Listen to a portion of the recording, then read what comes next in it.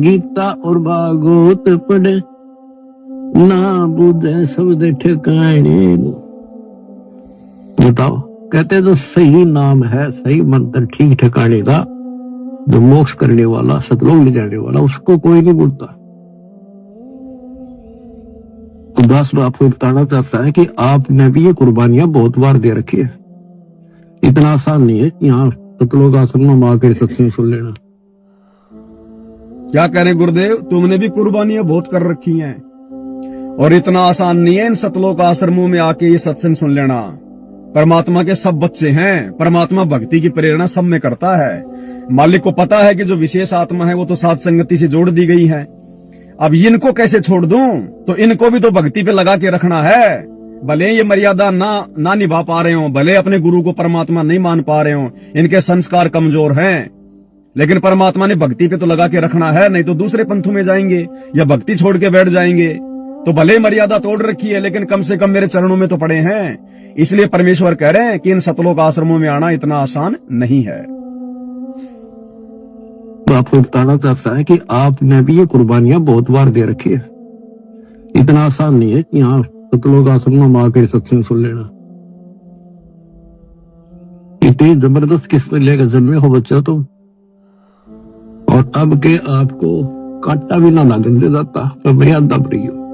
अब बताओ, गुरुदेव कह रहे हैं अब की बार आपको कांटा भी नहीं लगने का देगा दाता, कांटा भी।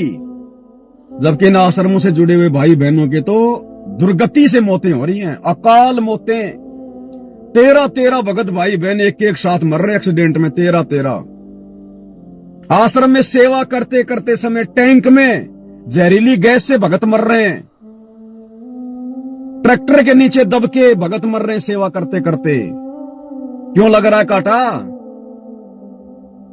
मेन चीज क्या बताई गुरुदेव ने? मर्यादा। कि मर्यादा में रहोगे तो दाता कांटा भी नहीं लगने देगा।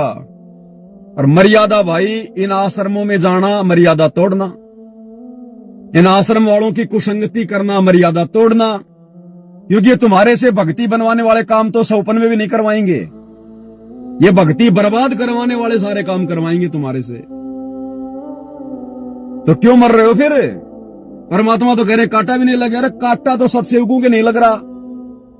यह अकाल मौत सत्सेवकों के नहीं होती, सात संगतियों में नहीं होती।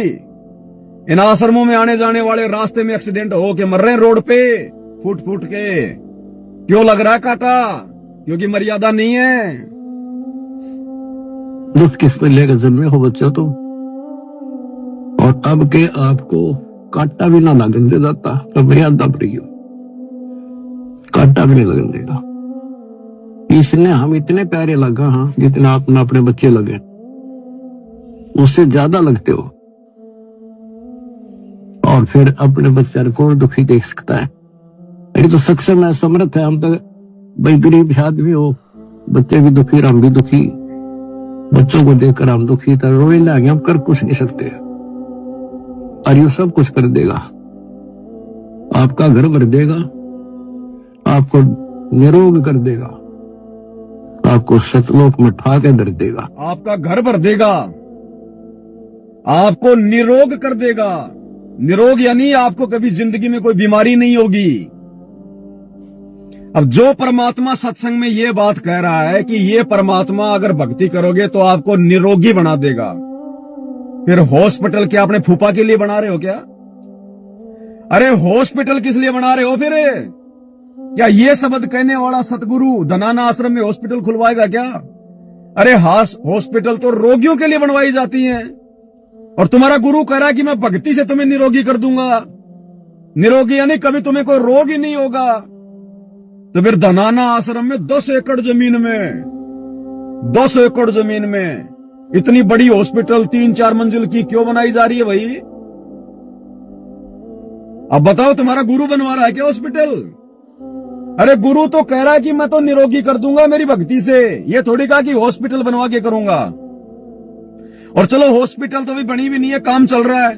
और आज से पहले गुरु ने लाखों को जो निरोगी बना दिया, उनको कैसे बनाया? हॉस्पिटल से।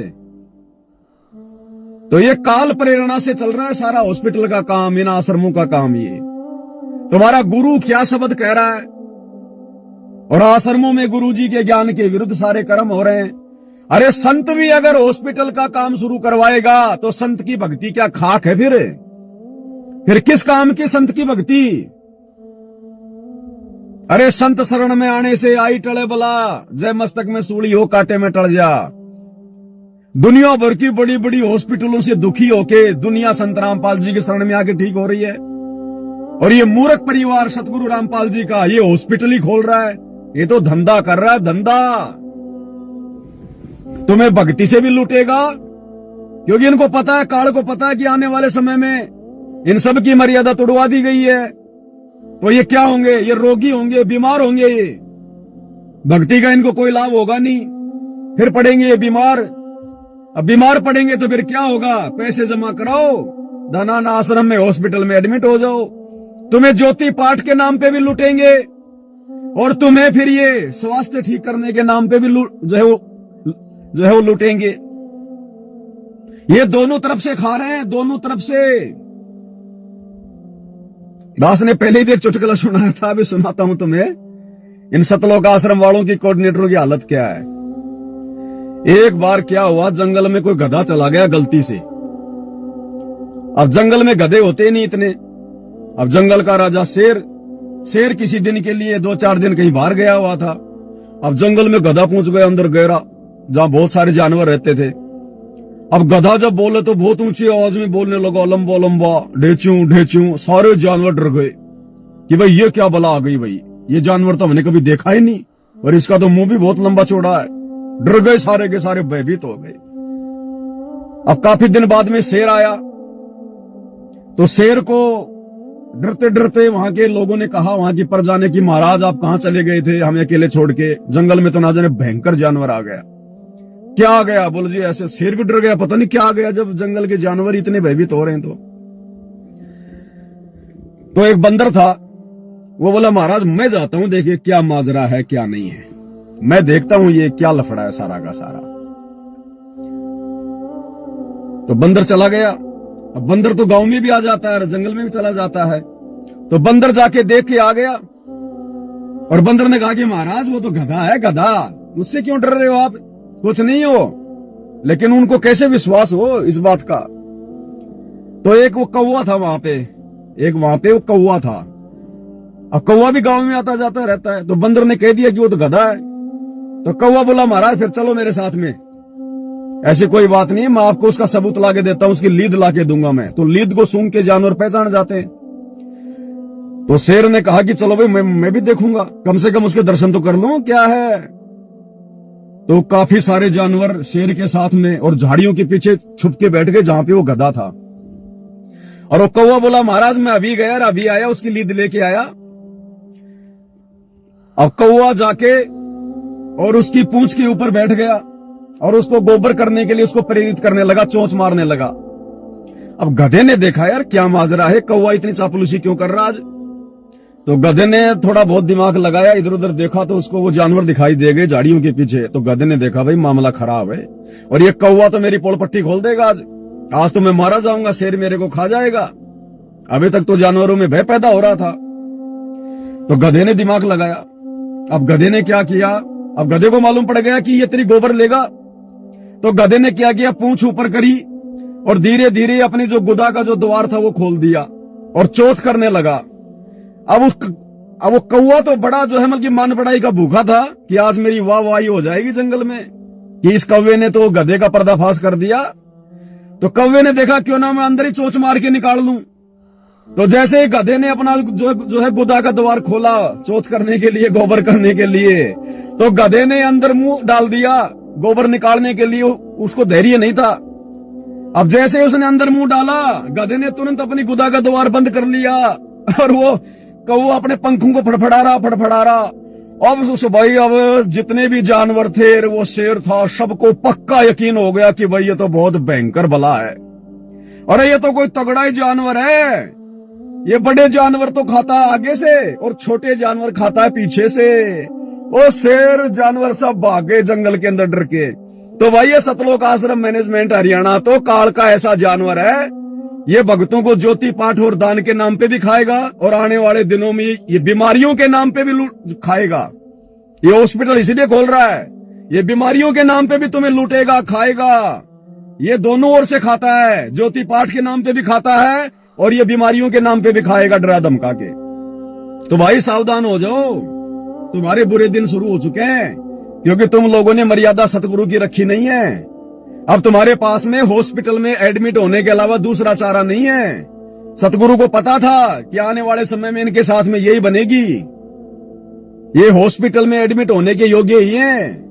अगर इनको मेरी भक्ति पे विश्वास होता तो ये गधे हॉस्पिटल नहीं खोलते। अरे संत तो आश्रम खोलता है, हॉस्पिटल थोड़ी खोलता है। और क्या कह रहे हैं गुरुदेव ने यहाँ पे बिल्कुल साफ कर दिया, स्पष्ट कर दिया, ये जो मर्यादा में रहेगा, भक्ति करेगा, उनका घर भर दूंगा, घर, और निरोगी बना दूंगा। तो निरोगी बनाने वाला संत कैसे हॉस्पिटल खुलवाएगा? क्या इलाज करके गुरुजी निरोगी बनाएगा? क्या इंजेक्शन लगा के ऑपरेशन करके गुरुजी निरोगी बनाएगा? तो कहां बुद्धि काम कर रही है संगत की? संत क्या कह रहा है और संत के पीछे से क्या किया जा रहा है? टोटल भक्ति के विरुद्ध काम। बच्चों को देखकर हम दुखी था, रोए लगे, हम कर कुछ नहीं सकते, और ये सब कुछ कर देगा। आपका घर भर देगा, निरोगी, आपको निरोग कर देगा, आपको सतलोक में ठा के धर देगा। दूसरी बात नहीं है, ये सत्कर्म मान लिया। समर्थ है ये, सतगुरु जो चाहे सो कर ही, 14 कोट दूध तुम कर ही। समर्थ है ये। और फिर क्या कह रहे हैं? सतगुरु जो चाहे सो कर ही। तो कौन है सतगुरु वर्तमान में? सतगुरु रामपाल जी भगवान, जिनको हम सतगुरु कह रहे हैं। तो समर्थ कौन हुए? हमारे गुरु जी। और समर्थ कौन है? केवल एक कबीर भगवान। तो कौन हुए गुरु जी? स्वयं कबीर परमात्मा। और ये किसको और गुरु जी ये बात ये किसके लिए कह रहे हैं? कि तुम्हारा घर भर दूंगा, तुम्हें निरोगी कर दूंगा, उठा के सतलोक में बैठा दूंगा। ये परमात्मा उन आत्माओं के लिए कह रहे हैं जो आत्मा गुरु जी की मर्यादाओं में अंत तक रहेगा, जो गुरु जी के वचन पे मर मिटेगा, जैसे सात संगत वाले भाई बहन, उनके लिए कह रहा है परमात्मा। नहीं, इनके तो हालत खराब हो रही है, आश्रमों में जाने वालों की हालत खराब हो रही है। हालत, घर घर में लड़ाई झगड़े, घर घर में लड़ाई झगड़े। अभी दास के पास न्यूज अभी पूरी तरह से आई नहीं है। दास को सूचना मिली है कि जो पुरुषोत्तम सैनी है ना, जिसने ये कुरुक्षेत्र में आश्रम खोल रखा है, उसका भाई रोशन, जिसके घर पे नामदान केंद्र है, उसके बेटे की बहू ने जहर खा के आत्महत्या की है, जिसने सार शब्द ले रखा है, सार नाम ले रखा है। जहर खा के अभी महीने 1.5 महीने पहले आत्महत्या करी है, फांसी लगाई है, या फिर उसने जहर खाया है। जिसके घर में नामदान केंद्र, जो आश्रम के संचालक हैं। तो भाई अब ऐसा ही होगा आने वाले समय में, दुर्गति से मौत होगी।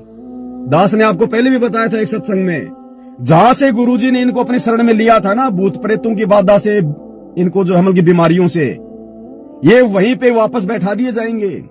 वही भूत प्रेत इनके वापस लगेंगे, वही बीमारियां इनको वापस घेरेंगी, क्योंकि इन्होंने सतगुरु को हल्के में ले लिया। तो इन बड़े बड़े कोऑर्डिनेटरों के घरों में ये हालत है, फांसी खा खा के मर रहे हैं, जहर पी पी के। और बाकी और कितने कोऑर्डिनेटर मर गए जहर पी पी के, आपको दास ने वीडियो बना के दिखा दिए। समर्थ है ये, सतगुरु जो चाहे सो कर ही, 14 कोट दूध तुम कर ही। भूत भूत तुम त्रासने वाला है, और चित्रगुप्त के कागज पर है। ये गीत गान के ना, ये सच्चाई बता के। परमात्मा की लाडली आत्मा हो तुम।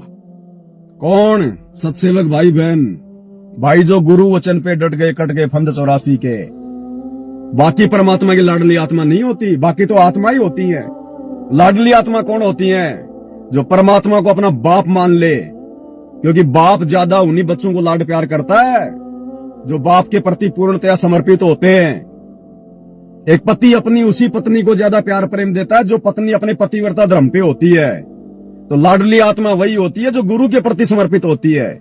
और आज गुरु को इष्ट मानकर उस दाढ़ी मूछ वाली कबीर की समझे जाने वाली नकली फोटो को फाड़ के घर से बाहर किसने निकाला? सतसेवकों ने। बाकी तो किसी की हिम्मत भी नहीं है उस फोटो को फाड़ दे। तो कौन है लाडली आत्मा जिन्होंने अपने गुरु को अपना इष्ट मान लिया? घर घर में भोग लग रहा है। सतसेवक भाई बहन,